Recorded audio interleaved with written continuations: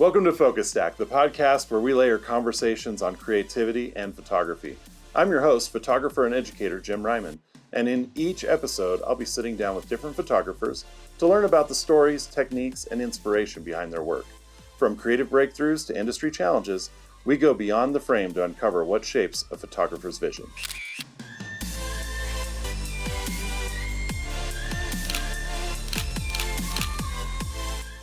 Hello, everyone, and welcome to episode 3 of Focus Stacked Podcast. Before we get going with our guests today, let's just take care of the usual YouTube housekeeping stuff. So if you're new to watching the show, please like and subscribe here on YouTube and put the little bell on there to let you know when we post new episodes, and we can just keep growing the audience, and eventually we'll start doing some live streams. Also, if you're interested, we do have an Instagram account that you can follow there for some updates. I'll be posting some behind the scenes, and I'll post announcements when new episodes are available. And if there's any photographers out there that would like to be a guest, we do have a link in the description that has our link tree in it. And if you follow there's a part that says be a guest, and you click that, fill out the form, and then we'll be in touch to get you on a show in the future. All right. So with all of that out of the way, I'd like to introduce our guest today. He's a photographer and educator named Shawn James Loseke. He does a lot of conceptual work, which we'll be looking at. We'll be looking at some stuff with some ICM and some pictorialist inspired work. But let's go ahead and welcome Shawn to the show. Hey, Shawn. Hi, Jim. Hello, everyone out there in YouTube land. How you doing? Doing well this morning. Doing well. Yeah.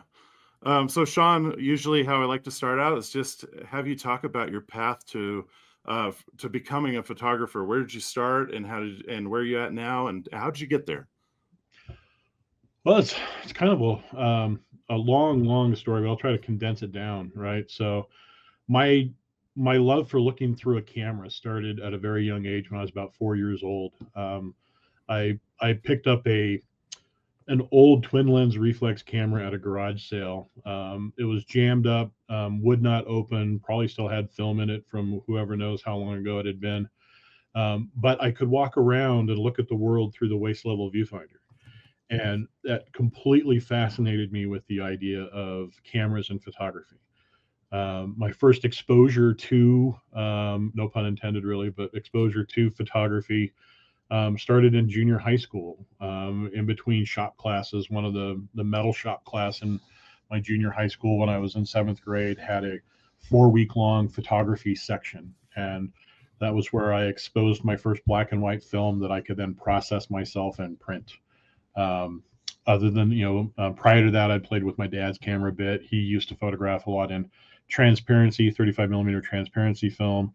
So I've got stacks of, family photos that are all in transparency film from way back when I was a young lad.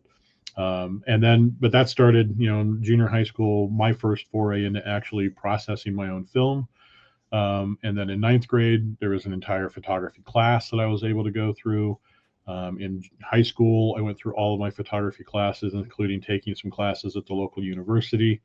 I was a yearbook photographer, then a yearbook photography editor for 2 years in a row. And the yearbooks under my reign as photography editor won National High School Press Association awards for photography.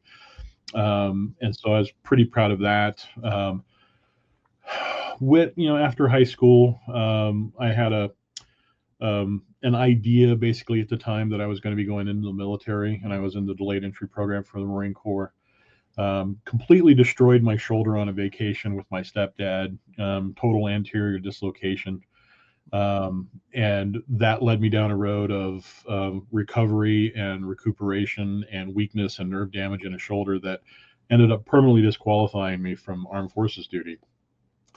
And so then I kind of stumbled around a little bit, tried poli-sci as a major at Colorado State University. Just wasn't really finding my way there, and decided to go back into photography. Went back to my first photography school, took off with it, although it was a bit of a humbling moment, right? So I go into this photography school thinking I was already a pretty good photographer. I knew all that I needed to know. This is going to be an easy associate's degree, going to be in and out. Everything's going to be cool. first day of that school, I realized how little I actually knew about photography. And it was a very humbling experience. And it changed my mindset to I don't know everything, but I want to learn as much as I can. So it kept me in this um, mode of just wanting to basically vacuum up as much knowledge on photography as I could. So I just approached school completely differently. Graduated from that school with a job as a photographer for a company. Traveled around the world, or not around the world for them yet, but I traveled around the country for them. By the time I finished with that job, like it was about a year and a half long, I had driven 130,000 miles and been in every state from the Rockies east. Having grown up in the West, I toured all of the states out in the West as a young child. And so by the time I left that job, the only states I had not been to were Florida and Alaska.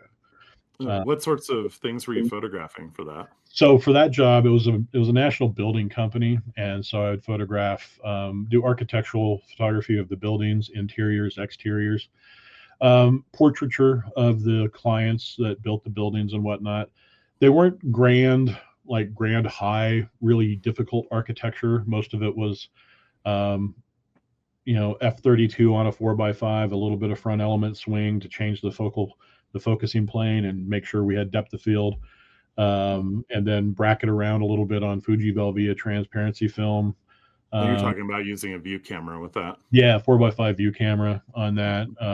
Had a platform on top of the vehicle that I would get onto to get a good high perspective. But I also did a lot of video work for them, a lot of video interview, a lot of video tour. And I mean, I would light the videos like I would light a portrait. And so I had some pretty good dramatically lit interviews. Really introduced me to the world of video as well. But so I was doing portraiture, a little bit of editorial, architecture, and then same with the video, doing video editorial interview type thing, as well as video tours. So a little And bit of that was everything. a little bit of everything. Yeah. Is And that sorry to cut you off, but I yeah. was curious, like when you were in school, was that the direction you thought you would go? Did Yeah, you not have at all. Not okay. at, well, the editorial side. When I was in that first school, I was really kicking off on editorial photography. I was really enjoying that. Um, and when the manager of that advertising department for that company was a graduate of the school that I was attending, and so he came back to that school to look for other photographers. And they announced through the program that this company was going to be coming in. They're going to be interviewing. It was, Morton Buildings was the name of the company. And so it was pretty much sold as it's going to be all architectural photography, blah, blah, blah. And I volunteered to be the first interview. I went into the interview as a way to gain professional experience of interviewing, right? So that I could actually interview for a professional position and not have the expectations of necessarily getting the job, because it wasn't really what I wanted to do. And it wasn't my strength. That architectural wasn't a super strength of mine. And so when they asked, for signing up, I raised my hand first, and they were like, "Hey, whoever interviews first gets the job." And there were other people in my class that thought, "Yeah, but he's not an architectural photographer, so he's going for the experience, get it out of the way." And they weren't worried about it. And I go into the interview, and halfway into the interview, I realize they're not looking for an architectural photographer. They're actually looking for an editorial photographer because of the video interviewing, because of editorial and portrait, because of video interviewing and other things, and that the architecture was really pretty easy because most of their buildings were 1 to 2 stories in height and maybe long, but not technically difficult or challenging from an architecture standpoint, right? Now finding the right angles, making sure you do it right, but nothing too difficult. The most difficult architecture wise was some of the interior photographs, but still very doable. And so halfway through that interview, I realized, oh crap, I'm actually in contention for this job because this is really what I want to do, and this is the strength of my portfolio. And I got the job. So, so started out right out of that school working. I did, for a year and a half, I worked for them, drove 130,000 miles. And that's how they burn out photographers in that job, was just all the driving, because it was all driving, all windshield time. But like I said, the only state I did not get to east of the Rockies while driving for them around photographing was Florida. So that was pretty intense as far as driving, right? After that position, I got a position at Colorado State University in their photographic services department, which was a state classified position working for the college or for the university, where I would provide photographic access, basically, or access to a photographer to all of the different colleges within the university. And what I did for them was a lot of portraiture, a lot of editorial work, some studio work. It was even more jack of all trades than the first job had been, because one day I might be in the studio photographing some fine artwork from an MFA student or one of the art instructors, and then the next day I might be in a lab in the engineering research building photographing a laser, right? So or traveling off to a chill radar site out on the plains and going into an airtight dome with a 28-foot radar dish and photographing people in front of this dish, right? And then the control panels where they were viewing all of the radar information from this giant dish. And so it really bounced around. And while I was working for CSU, I checked off the box of Alaska, because I got sent to Alaska with a video team where they needed my cross skills of video and photography to go on this particular trip. And we were working with a military unit up there. We were hired by a group on a department on the CSU campus called the Center for Ecological Management of Military Lands. And so we had to go in the field with this ranger unit and showed how they handled chemical spills or hazardous waste spills in the field. Say a Humvee gets an oil leak, leaks all over the ground, how do they clean it up, right, to do less ecological damage? So about what year was this? That would have been like 1996, 97. Okay. So that's kind of ahead of the wave, where photographers kind of needed to know both video and photography. I mean, I think now it's an essential skill, but that's kind of like right at the beginning of that. Yeah, when I started with Morton Buildings, that was in 1994. And it was immediately, as soon as I got there, they ran me through a training with a M2 video camera, a Super VHS video camera, and a Betacam video camera, Sony Betacam. And so I was qualified on all three of those cameras. And then at CSU, they had Sony Betacam equipment. So when they needed me to go with them to Alaska, and they asked if I knew how to run that equipment, and I pulled it out of the case and set everything up, turned everything on, white balanced it, focused it, zeroed it out, and set the exposure. And they said, "Done, you're off to go." So yeah, and went up and spent some time with a ranger unit up in Alaska doing that. So I was able to check off Alaska, and at that point, I only had Florida left on the state list. Worked at CSU for a while. Quickly realized there wasn't a whole lot of upward mobility for me in that position. It was a small department.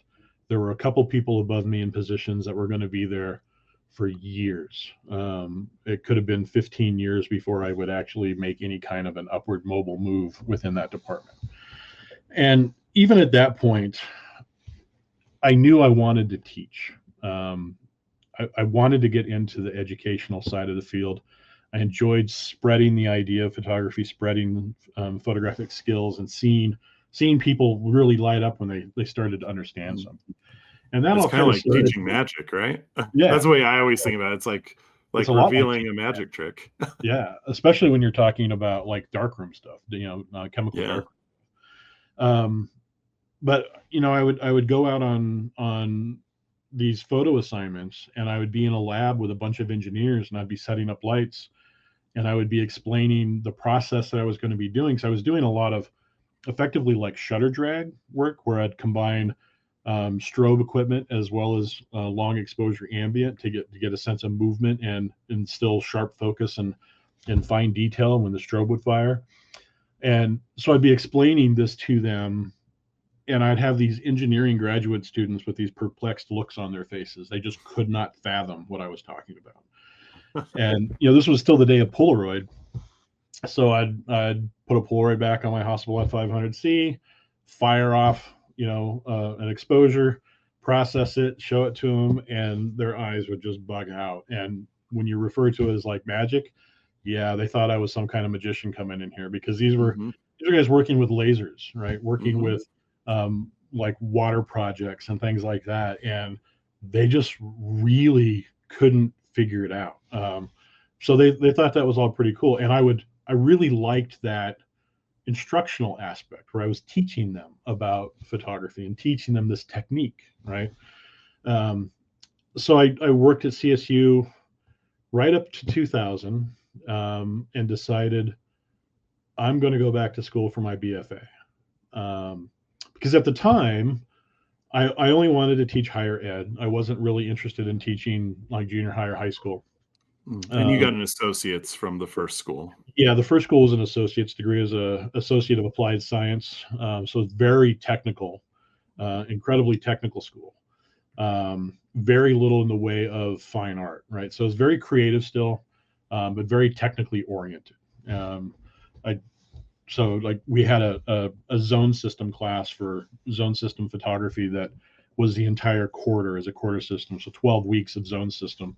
And our final exam was one sheet of paper, one test strip, one piece of film, and it was pass fail, right? So, and you spent the first 11 weeks figuring out the ISO of your film, perfecting your metering technique, really working on your development technique, so that when you get to that point of developing, exposing the negative absolutely correctly based on the true ISO of your film, developing it very, very well. And so that when you go to make the print, you would make a test strip along the rebate edge of the 4x5 and do D-max print.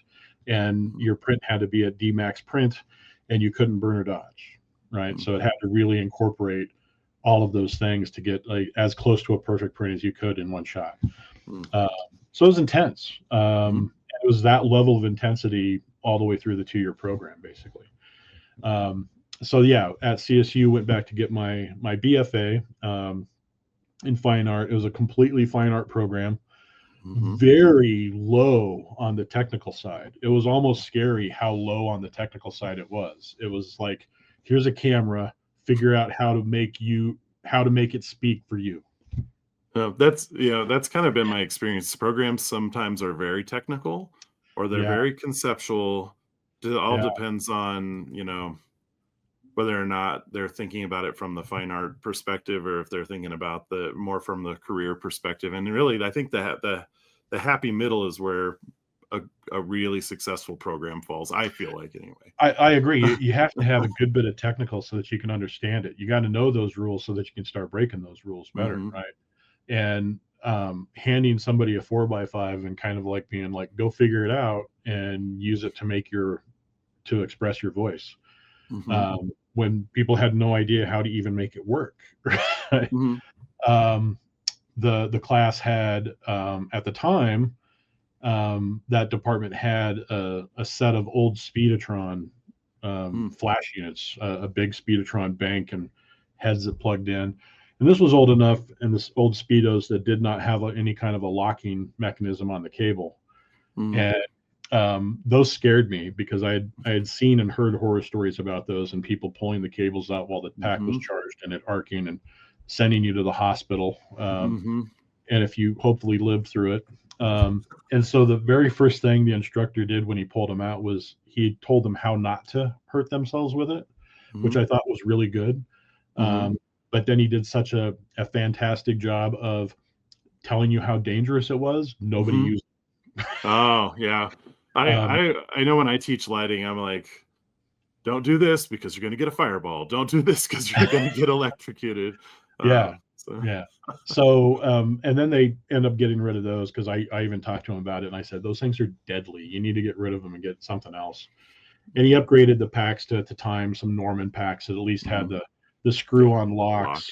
and things like that. So, and then after that, people actually started using the strobes in class, but they still had there was no lighting instruction. I mean, they didn't go through any kind of lighting patterns or anything like that.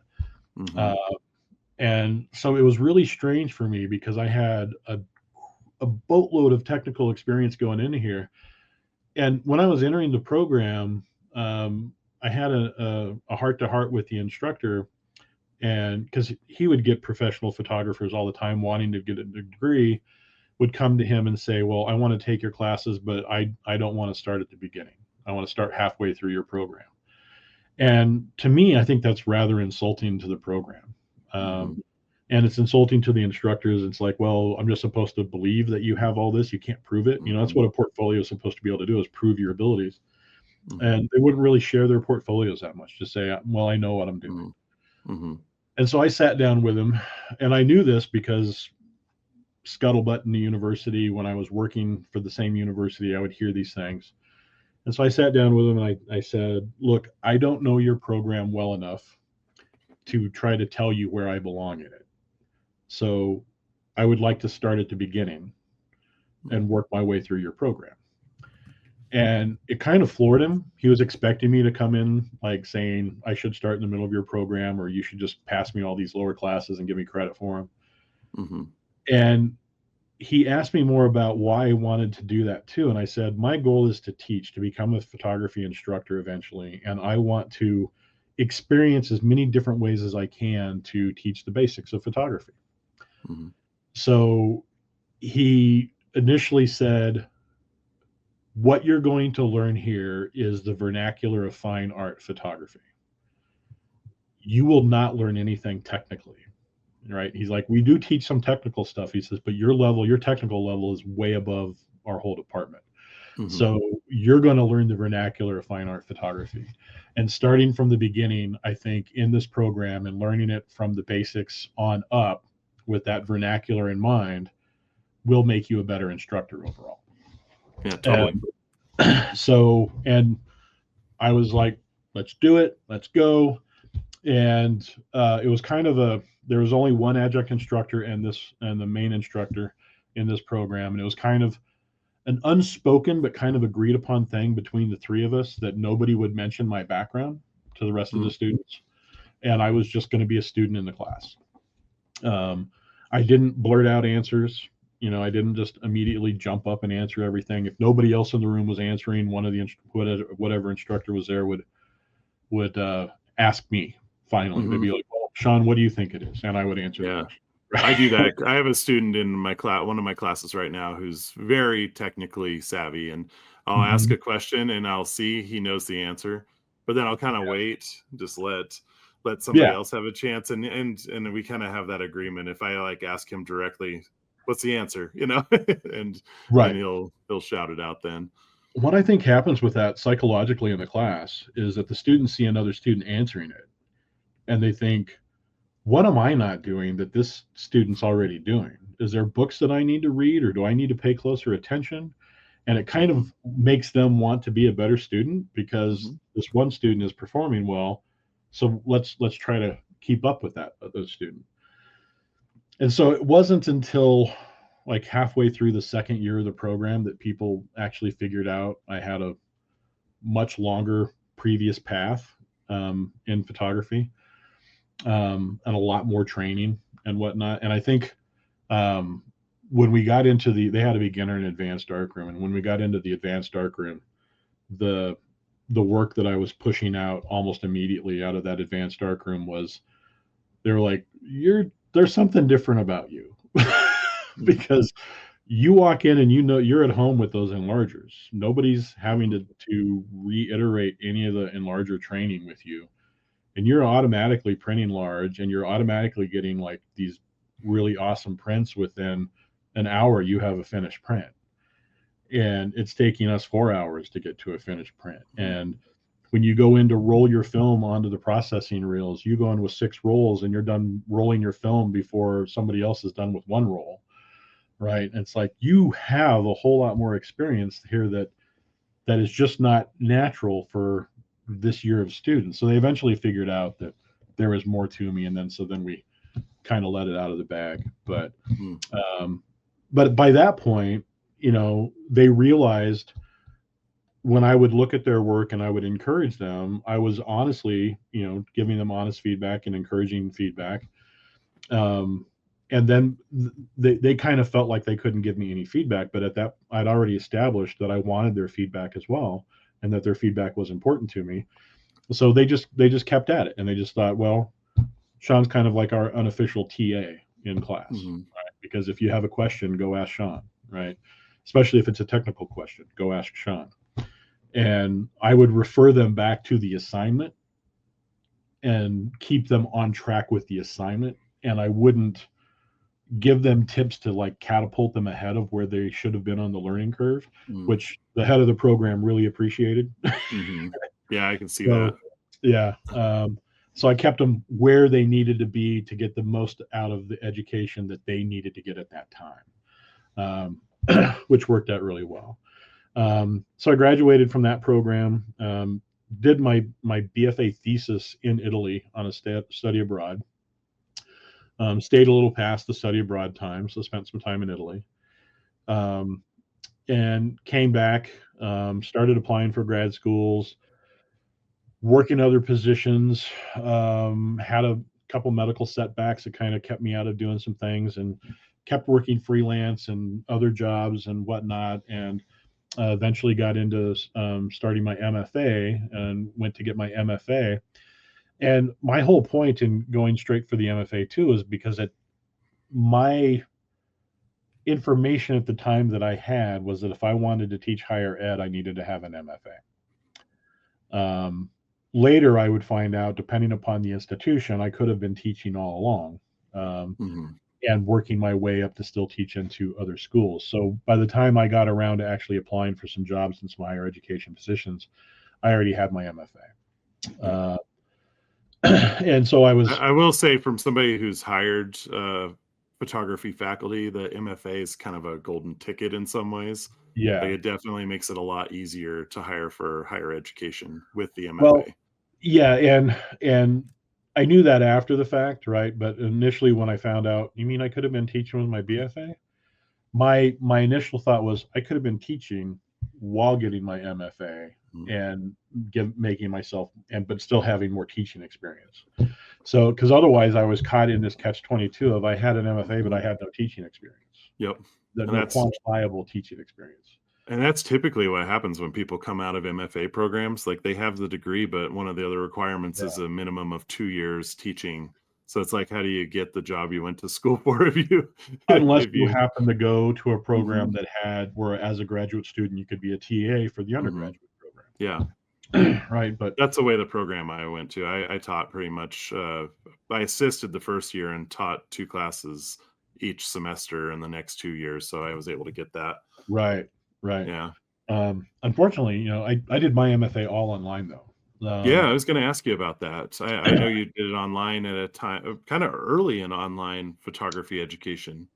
Yeah, I started in 2011, fall of 2011. Okay. Yeah, it's kind of like kind of early.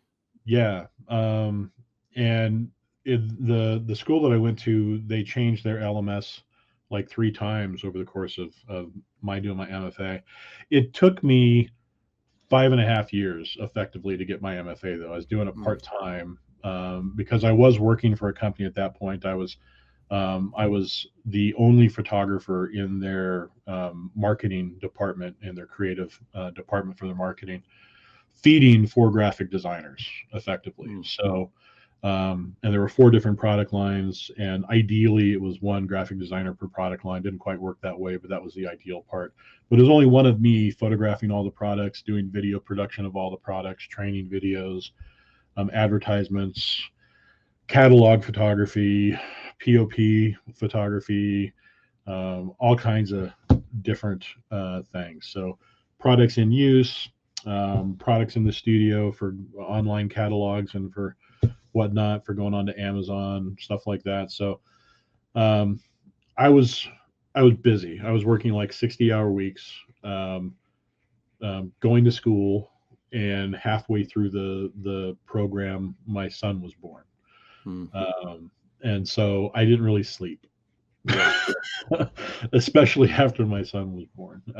Even before that, I wasn't getting a whole lot of sleep, but I would come home from work, try to spend as much time with my family as I could, give my wife a little bit of a break with our son.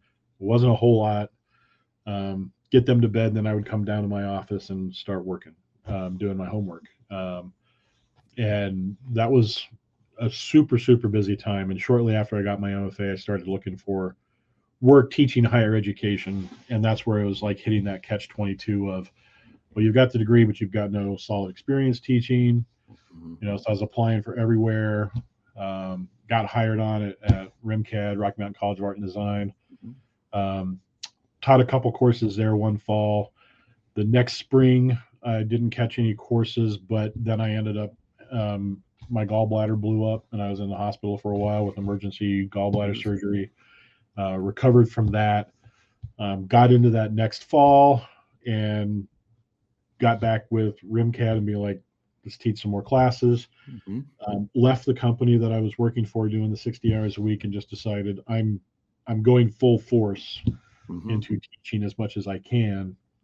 And I was teaching foundations courses in the fall of 2019. 2020, got back into photography courses. Shortly after that, started teaching 2 courses per term, which was the full load that I could do. Later that year, COVID happens, stuff falls apart at some other schools. I start picking up classes at some other schools, until it culminated last fall. I was teaching 6 classes across 3 different campuses. I don't recommend that. That was a lot. that's the adjunct life. Yeah. Yeah. Doing the adjunct hustle, getting as many classes as I could, because I was not working another job. That was my job, teaching. And because of the low pay of adjuncts, it was like having to do that much. And then circumstances led to me being able to achieve a full-time position at RIMCAD. And now I'm the new photography program lead. Congratulations. Professor. Thank you. And so I've had people say, well, now you've achieved your goal. And I said, I've achieved one of the goals. I have more goals. And as a rank of assistant professor, the next goal is rank of associate professor, and then rank of full professor. But at least they have defined pathways to achieve it. So good. Which is great now, because they didn't always. No, I know. So that's the next plan, is to keep moving. I'm really excited about being program lead. It still does teach. I still do teach, as well as do some administrative work. And so I'm really kind of excited about the possibilities going forward. The school's going through a bunch of changes, academically and on the administrative side of the academic side, all preparing for growth. They've got some pretty ambitious growth goals. So it's going to be interesting to see how well they do that. But right now, RIMCAD's campus is a little under 3,000 students total, combined online and ground. And so they're looking to grow that significantly in the next few years, especially the campus-based students, to increase campus attendance and whatnot. So super excited about it. Got a good group of people that I'm working with, and gonna be looking to hire some more. So it's an interesting thing. But I'm also I had started a process of developing a way to tier adjuncts, to rank them through time, experience, and professional development. The current provost we have is super excited about this idea, because there was no previous way to even really rank adjuncts before. And so this kind of ties into that, kind of gives the adjuncts a little bit of incentive to keep working and keep trying hard. Gives the college a little bit of a benefit from maintaining adjuncts over time, reducing adjunct churn, onboarding costs, and things like that, for a little bit of extra compensation for those adjuncts as they go up in tiers. Plus, it kind of ranks them into a point of when you're looking to hire somebody into a full-time position, Mm-hmm. those are the first people you go to. Yeah. If you happen to have tiered adjuncts for your program. If you don't, Yep. you're back to the normal model of hiring. But if you've got tiered adjuncts in your program, those are your first go-to people to try to get. So, Yeah. Makes sense. yeah. So that's kind of really, that's pretty condensed really for my life story. Yeah. No, I know. I was wondering if you wanted to maybe jump into your work now. Is Yeah, we can this a jump. good transition for that? Yeah. All right, let Um, me go ahead and I'm going to throw your website up on the stage. And if anybody wants to check out Shawn's work, there is the URL. All right, Shawn, you're in the driver's seat. Walk us through okay. your work here. Yeah. I'm excited to So, see some. so yeah, the stuff that I kind of like to, that kind of gets me as a photographer is, um, memory, collective memory type of an idea, melancholic, nostalgic ideas, um, uh, things like that. So I'm really into like black and white photography and toning black and white photography. Little, pretty conceptual with some compositing here and there.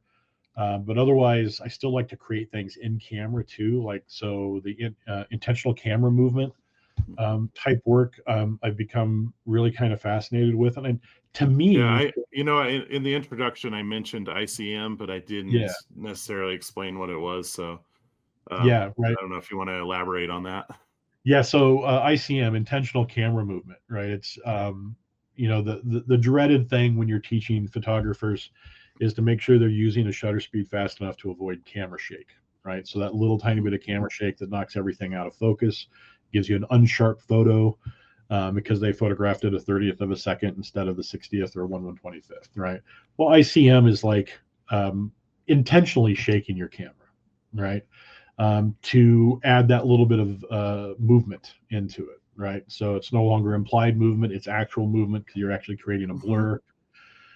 But it's also dragging the shutter long enough so that your subject, at least how I'm doing it in this photo here, this main photo on the, let's see if it'll just go to the single one. Um, with this photo here, it's dragging the shutter long enough that the people walking off of the train are blurring themselves just a little bit, but then I'm moving the camera in addition to that. So, and it's a really rather violent shake of the camera. I just like twitch Hmm. the camera. In fact, I think a lot of the people coming off this train thought I may have had some sort of disorder. Mm. The way they were looking at me, because I was standing there with my camera, kind of like shaking it at them and just doing this twitch. And to me, it's just like, oh, that's just going to make them ignore me that much more. Yeah. So, um, um, so it's intentionally moving the camera to create a Hmm. blur, create that sense of movement and that sense of memory without it being a specific memory, right? So it Yes. triggers this universal type of a memory type of an idea with it. It's kind of like a flash as you're like moving. Like, in this case, like you can kind of, it takes you back to maybe transferring between trains, and it's kind of Yeah, just like a flicker of something you may have caught a glimpse of. right. And it's that flicker of a memory or something as Yeah. well, right? Yeah. Um, and so it's been a real fun thing to do. And I don't always do it with people. Sometimes I just do it with landscapes. Hmm. Uh, And so you have some of those too in here, right? yeah, I've got some of those as well. Okay. Um, so I can pop back out of here and scroll down. Alternative processes is something that I'm really into as well, like this Van Hmm. Dyke Brown. Hmm. These are some of the pictorial stuff, but here's an example of just kind of a landscape. Hmm. Uh, and this has got some heavy post production in it to get the warmer tones to it and whatnot. Uh, Hmm. but this happened to be a very cloudy, very high wind day on a nature preserve, Hmm. after they had done some prescribed burns. So there Okay. was a lot of black, sooty material in the air. Some of the trees were covered in soot as well. And so it was just really dark and kind of post apocalyptic. And I had to Mm. spend about an hour cleaning my camera afterwards because of the high wind and the dust storms that were going on. Um, but, it was things kind of like this, right? Hmm. Um, and uh, same location, different. This was almost a year later. Hmm. But I find for the work that I like to do out here like this, I find the time of year to be better in the wintertime, late fall in the winter when all the deciduous trees are in dormancy. So you Hmm. get that skeletal type appearance with the trees. To me, it works better than a fully leafed out tree when I'm trying to do Yeah. it. And I do have some other examples. There's another train one there. Yeah. Uh, Downtown still. Hmm. That some more ICM here. Hmm. And you can see a smattering of images, and you'll see as I go through here that I'm also a lover of the square format, right? Yeah. Um, my two favorite film cameras are my Hasselblad and my Diana. Nice. Um, and one of the reasons I like the Diana, this is a good example of a Diana image. And this is a straight print. There's no Hmm. burning or dodging or anything else. Hmm. No special trickery as far as giving you the soft focus in areas. That's the Diana, right? Yeah. You get focus fall off at the edges as well Hmm. as exposure fall off. For the people in the audience that might not know what a Diana is, it's kind of a cheap kind of plastic toy camera. You don't have one handy, do you? I'm just looking in my studio to see if I have one on the I'd shelf over have to dig under my desk to grab one. there. Yeah. We can Um, definitely we can throw. I can give you some images to throw up there too. So oh well, I know Lomography now produces the Diana, so people can get yeah, they them sell them from brand there. new ones again. Yeah. Originally started. It was a camera originally available as a toy camera in the late '50s, early '60s, Hmm. and they sold for about $1.50 to $2 at that time period. They use Hmm. 120 roll film. They don't use the whole width of the 120 roll. They're about Hmm. 4.5 centimeters, I think, square, as Hmm. opposed to like 6 centimeters square for the Hasselblad. So slightly smaller negative area, Hmm. but they're very constraining as well Hmm. because they have three aperture choices marked by a Hmm. cloud partially covering the sun, Yeah. and they have two shutter speeds, bulb and instant. Yeah. Um, and I had my shutter speed and my apertures tested at one time, and it's basically like f8, f11, and f16. Okay. Mine Yeah. weren't exactly 8, 11, and 16. It was like 7.4, 8.9, and like 11.7 or something like that, Hmm. right? But the shutter speed was 1/90th of a second, and then instant. And they're designed to use 400 speed film.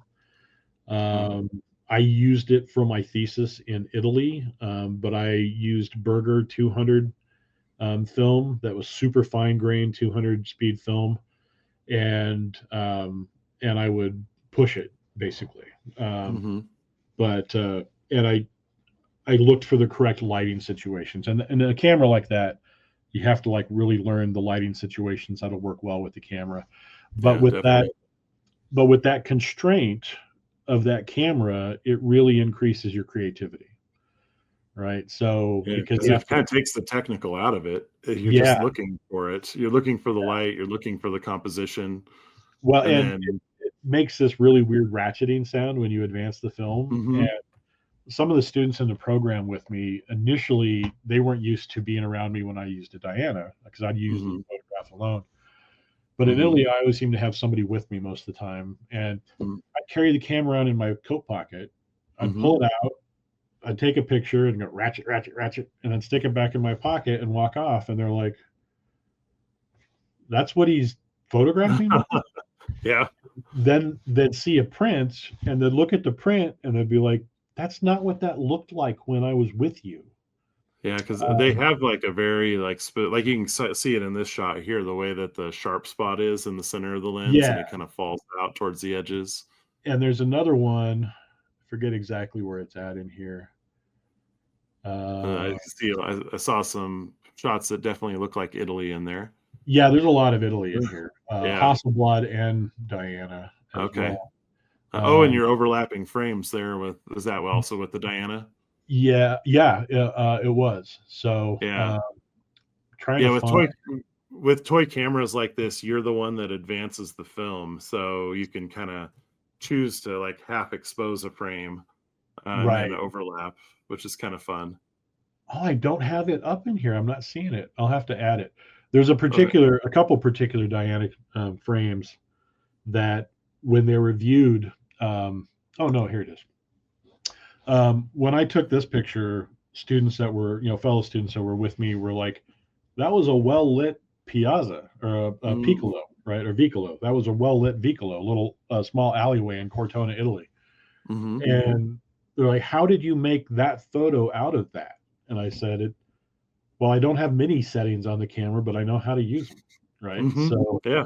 um, Drop the and aperture down. right, because when I was photographing, I knew what I wanted to get from it, Mm-hmm. and so I would adjust it in the ways that I could adjust it. But then to them, they looked like they thought I was doing snapshots, Mm-hmm. um, because when I would go out with my Hasselblad, I was totally different. With my Hasselblad, I would have a tripod. I would set it on the tripod. I would take time framing it up. Mm-hmm. Um, uh, Oh, so actually, I have a question for you about that. yeah, Did you can you go back to the image that you were just on? yeah, I'm noticing that the edges, is that like a handmade negative carrier that you're printing with that's creating that kind yeah, of off filter look? Nice. yeah. Good, Okay. good catch there, Jim. Because my one of my ideas in that thesis was that I was wanted to play with the edge. Mm-hmm. I did I not see want a that. sharp defined edge. So I had to make my own negative carrier for an enlarger I was using on the little darkroom in Italy anyway. Mm-hmm. And so then I made inserts that I would use because I made a negative Mm-hmm. carrier that would work for my Hasselblad, but then it would be too large of an opening for the Diana. So I made little inserts that I could put the Diana film in that would then go into the negative carrier, and I hand cut them, and I made about 8 different inserts, Okay. and I made them so that I could actually rotate them or flip them Uh-huh. 180 degrees, and so I could make a different edge effect for every single photo of the 20 Nice. images that were in my thesis show. Um, and so Um, this yeah, was one of those just from knowing that. your work, I can see how this kind of planted seeds moving forward. Yeah, right. Yeah. So it's been this evolution of ideas that have been, in my head, that have just been kind of growing on each other. And when I had these up for the thesis show, because I had to do a thesis show in Italy, the head of my program had told me that he said, I don't think the Italians are going to like your prints because they're expecting a nice traditional square hard Oh. edged thing, Mm-hmm. and um, um, I actually had to negotiate the space for there were 3 of us and that were there that were doing our senior thesis shows, and I was the one that had to find the space and negotiate the use of the space for it. And so I got the prime location as far as the first floor when everybody would see it when they walked in. Mm-hmm. And so more Italians saw my work than they saw the others, but I had more coming up to me and telling me how much they liked the edge treatment Mm-hmm. because it was breaking away from that traditional hard edged frame and whatnot. And so it was Yeah. like their reaction was the opposite of what the head of the program thought it would be. Um, but yeah, when I would use like the Hasselblad, like these are all Hasselblad, even though they're cropped. Mm-hmm. Um, but even like this one, right, which was also in Italy, Mm-hmm. the way that I photographed was different with the 2 cameras. With the Diana, I made it look like I was doing snapshots. I'd pull it out, make a quick adjustment, go click, Mm-hmm. advance the film, and walk off. Sure. The Hasselblad, I took time to compose. I was Mm-hmm. working on a tripod, so I could actually really consider the image and things like that, and Mm-hmm. just even approached photography very differently in that way. But then, this is a Hasselblad image too, but it's Mm-hmm. got a lot of post production work to it, Yeah. uh, and some composite work. Mhm. The subject here, her movement is actually from a different photo, and placed into this one, and then with like a field type blur, but a customized field type blur Mhm. to kind of really mess with the image. And I took this one further. Um, Again, I'm not the palette here rotates occasionally, so I'm not sure where it's at, but I have here it is, um, a Van Dyke Brown version of that too. Nice. Right. where I'm further playing with the edges again, Mm-hmm. because the Hasselblad doesn't exactly lend itself to that. It just needs that clean edge so that you Yeah. can see the little Hasselblad marks on the left-hand side of the image as well. Right. Right. You got to have But those little notches there. yeah, because then the Yeah. people in the know are going to be like, "Ooh, that's with a Hasselblad." Yeah. Uh, But but then, can we take a step back? There might be people that don't know yeah. what Van Dyke Brown is, so I just kind of wanted to maybe just touch on that real quick. So I'll do that while we've got a few Van Dyke Browns here, right? So Okay. this image Yeah. is at the top of this particular scroll next to that first ICM image too, and then some other things from Italy with Van Dyke Brown. So Van Dyke Brown is a printing out process. It's an archaic form of printing from the late 18 or from the 1840s, um, and it uses silver nitrate Mm-hmm. in the emulsion that you do, and you paint that emulsion onto a paper, Mm-hmm. and create. In this case, I created digital negatives, and all of these images here actually that are all Van Dyke Brown all come from film, but I wanted them larger than the film base, so I had them I digitized them, created a larger digital negative, and then use that digital negative on top of the paper you've coated in the light sensitive emulsion, and then use an exposure box and then create the print. The blue one down on the lower right is a cyanotype, which is another form of printing out process, invented a little bit earlier than Van Dyke Brown, but right around in the same like 5 years, effectively. Mm-hmm. Yeah. Uh, 1840s. Yeah. yeah, mid 1840s again.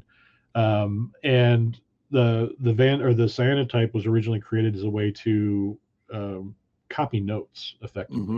right? Blueprints. But then it became used for blueprints, but Right. also Anna Atkins, a very famous photographer who was not credited for any of her work really until like the Mm-hmm. 1970s. First photographically printed book was by Right, Annie Atkins. was by Yeah. Anna Atkins, and she wasn't credited till like the early 1970s for that, right? Because it didn't Mm. have her name on it. But she was using cyanotypes to do studies of flora. Mm-hmm. You know, little like this, but it was mostly like pressed image, Mm-hmm. pressed Contact flowers, pressed prints. plants, Yeah. contact printing the plants themselves as a way to study.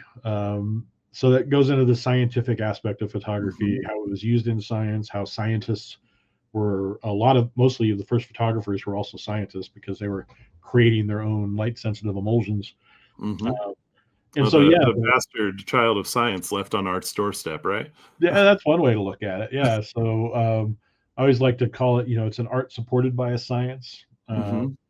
And especially when you get into the analog side of photography, you really have to kind of understand the scientific process and Mm-hmm. apply the scientific process when you're making prints. You have to develop a theory, then you have to test that theory, and then Mm-hmm. you go back and make changes. And that's you make a test strip, you find your time, you make a print. Do you need to burn? Do you need to dodge? Do you need to adjust your contrast? And Mm-hmm. those are all changes to your theory that you then make those changes, apply it, and test that theory again, right? So you have to take notes. You have to really record what you're doing. You have to understand the process.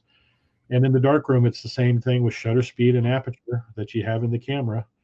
ISO is fixed just like with film cameras, but depending upon your roll of film. But it's different, yeah.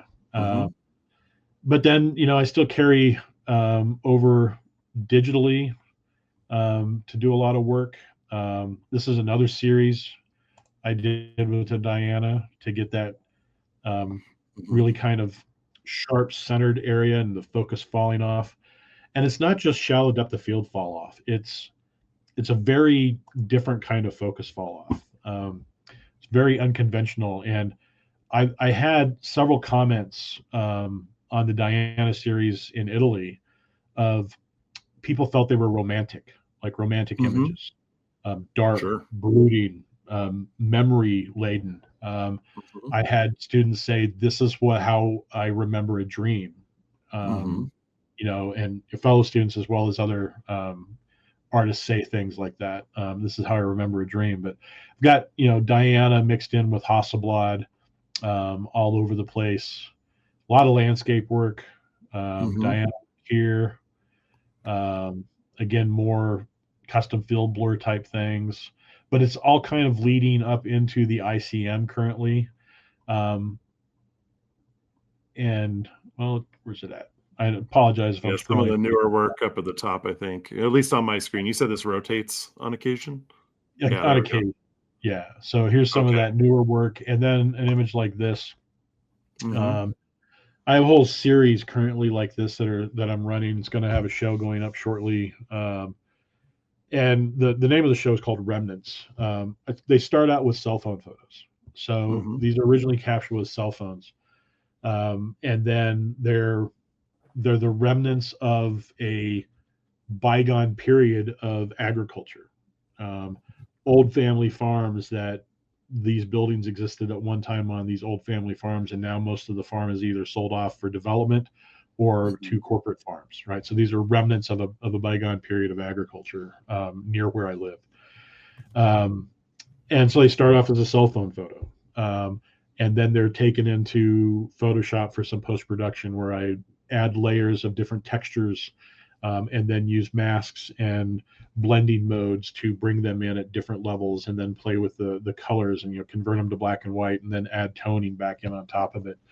And then add in the different texture layers and whatnot. So, And then that sort of like brushed edge or the kind of more organic edge, I should say. yeah, it's not quite a deckled edge because deckled edges Mhm. tend to have too much of a pattern as well. So it's a Mhm. very, very organic live edge type of a thing, Mhm. breaking that edge apart. Because it's reinforcing that idea of a memory of a time past, of a melancholic time as well. And it's Mhm. not putting it square into a box. It's allowing your thoughts and ideas to kind of bleed Mhm. out of the image a little bit. Um, it's still enough to hold you in, but you get to the edges of it, and it kind of feels like you just kind of drift off a little bit. So Yeah. Well, I appreciate that this kind of pulls together a lot of the different things you experimented along your path. So you've kind of got like this idea of the Diana is kind of like a point and shoot, very similar to like a cell phone. yeah, And so you're taking those images and then you're applying those edge treatments and the blurs and that idea of memory and nostalgia and yeah, yeah. melancholy. And it's really all kind of coming together in this work.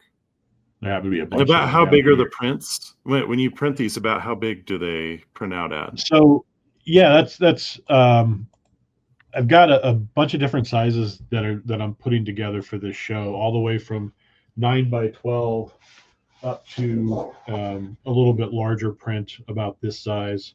Mm, I even have some that are 18 by 24 and 24 by 36. okay. So here's like And the cell a phone I mean, images are holding up at that 24 by 36 yeah, pretty well? so Oh, 24 yeah, by nice. 36. Yeah. So yeah, I mean the biggest detraction of the cell phone image would be the lower bit depths from the cell phone. Mhm. Sure. But yeah, and the ability for AI assist on enlargement and whatnot to maintain some resolution Yeah. is keeping them together pretty well. Yeah.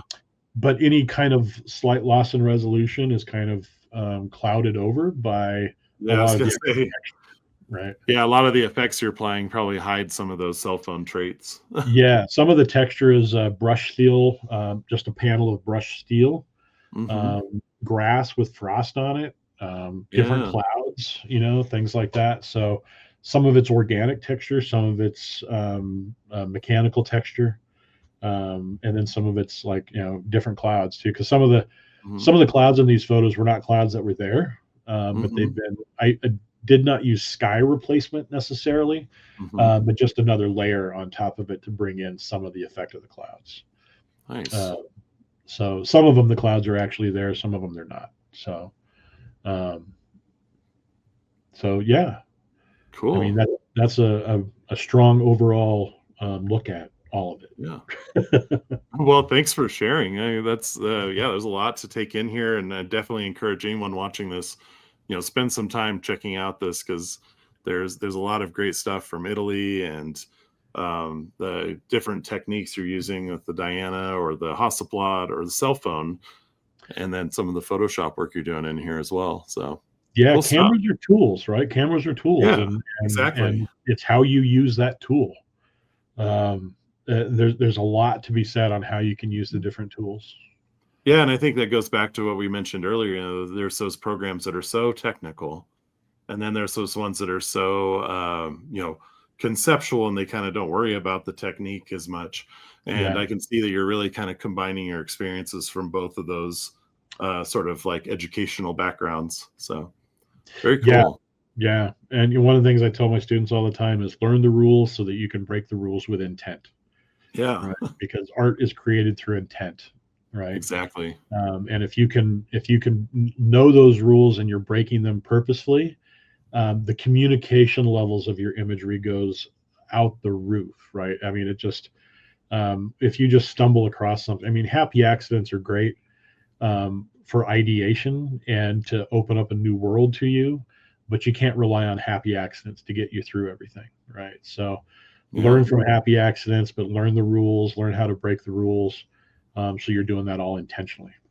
Nice. Normally I close out for advice for students, and I don't know if that kind of Uh, answered that question there, but I don't know if there anything else that you might want to, some parting words for up and yeah, coming the photographers. other thing is like you come into a photography school and maybe you've been photographing on your own for a while. Maybe you got an Instagram that's growing and whatnot.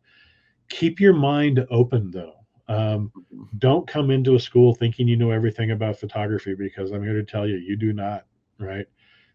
It is a huge world of photography and be open to learning, be open to experiences, be open to listening to your instructors when they talk to you about making sure you get really good exposures because you can do a lot with a really good exposure in post production.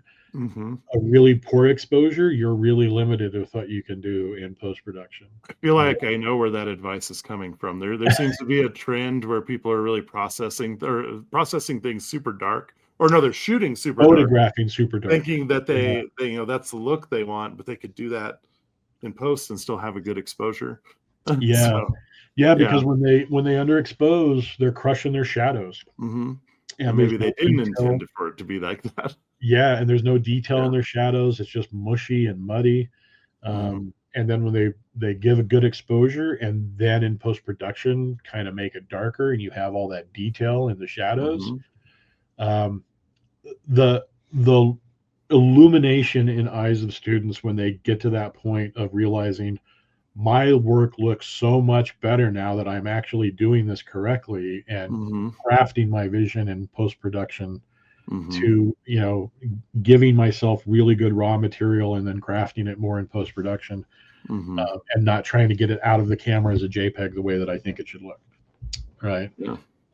And their work skyrockets, their self-esteem skyrockets, their Hmm. ideas, start expanding their ideas more.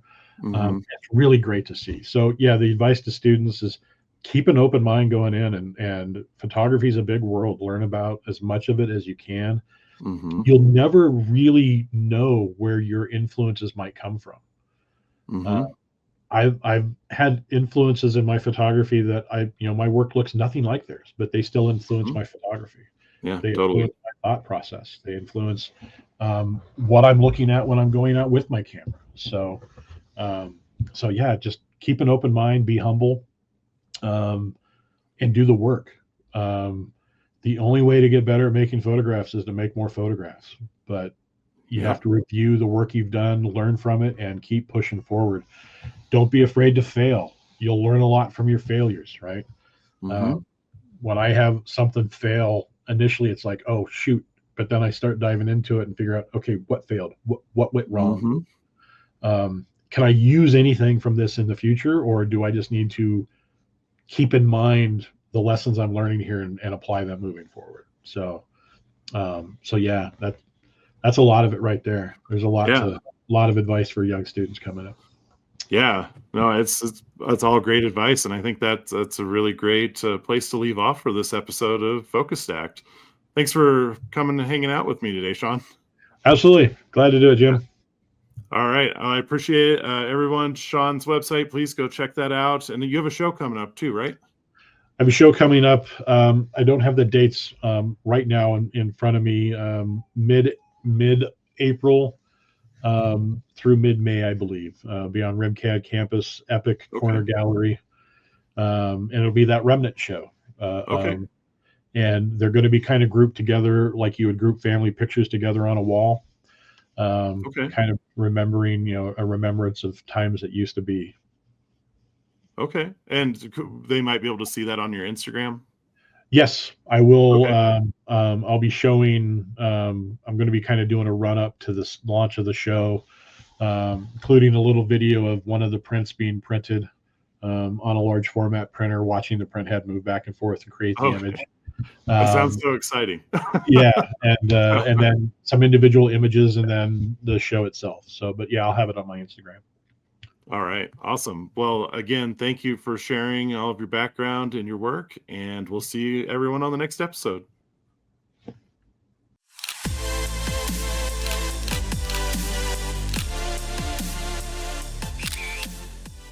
If you enjoyed the show, please like, subscribe, and leave us a comment. It helps us connect with more photography lovers just like you.